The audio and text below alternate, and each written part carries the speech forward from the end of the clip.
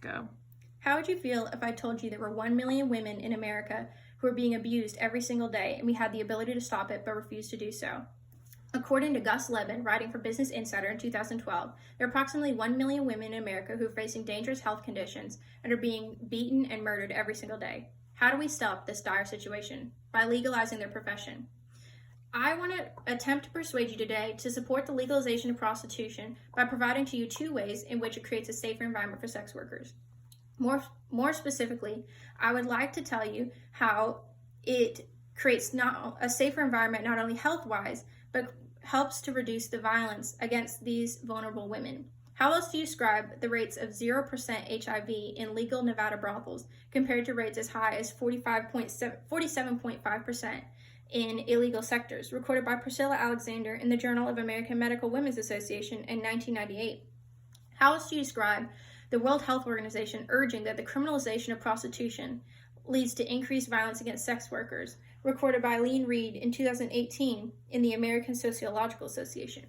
I want you to support your fellow American, your fellow neighbor, your fellow sister, despite their unconventional job choice, because they're people the same as you and I. To begin, I'd like to tell you how the legalization of sex work creates a healthier environment for sex workers.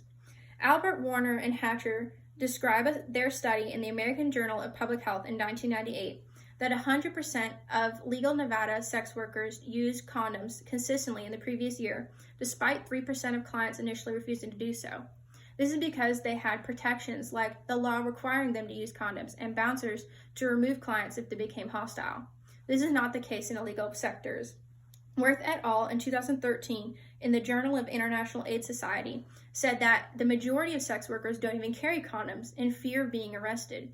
This is because Alexander writes that carrying condoms is often the only evidence that police have to arrest sex workers. Not only is condom usage discouraged, but also STD testing. Alexander writes, of the 300 women a year who work in legal Nevada brothels, all of them receive weekly and monthly STD testing. However, this is also not the case in illegal sectors. This is because in some areas, if you're arrested and found to have been STD tested and were positive, the charges against you could be higher. Most notably, if you're a woman and found to be HIV positive, your misdemeanor could turn into a felony.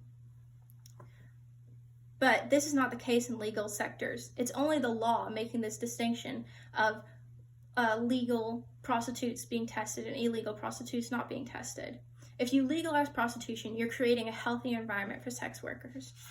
Now that I've told you about how legalization of sex work can make a healthy environment for sex workers, I want to describe to you how the legalization of sex work can reduce the violence against women. Sex workers are easy targets. Lean Reed found that sex workers were 18 times as likely to be murdered by serial killers than the general population. Farley and Barkin in 1998, in their study for women in health, found that 82% of sex workers had been physically assaulted, and 86% had been raped. Lean Reed said that these women face a situation where they're discouraged from reporting their crimes to police or outright ignored. They describe a case where a woman burst into an emergency room with severe stab wounds on her body and handcuffs on her wrists. She told doctors about how she had been kidnapped by Robert Picton and brought to his pig farm.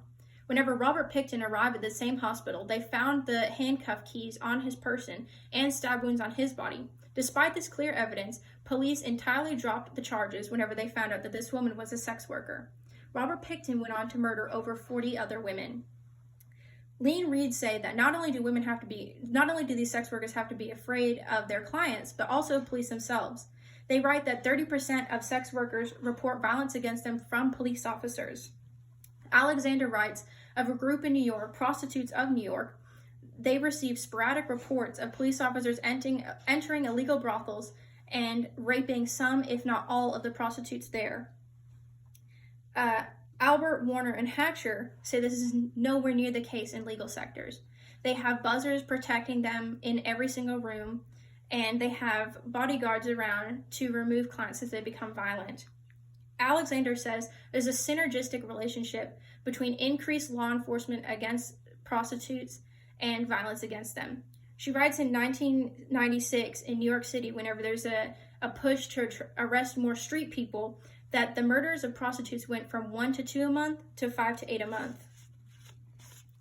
In conclusion, I've attempted to persuade you on supporting the legalization of prostitution by providing to you 2 ways in which it makes a safer environment for sex workers. More specifically, I've described to you how the legalization of sex work supports more safe sex and more health screenings without the fear of being arrested. Also, by legalizing sex work, you avoid the rape, brutalization, and murder of these women and give them the protection they need and deserve. If you still find yourself uncomfortable with supporting sex work, it might just be because it's not legal yet. Sarah Kingston, in 2014, in her book Prostitution in the Community: Attitudes, Action, and Resistance, compared University of Nevada students where prostitution is legal to University of British Columbia students where it's currently illegal. She found that 50% of the students in Nevada supported prostitution, where 18% of students in British Columbia did not. Legalization of prostitution is the right thing to do, and it might just make you change your mind.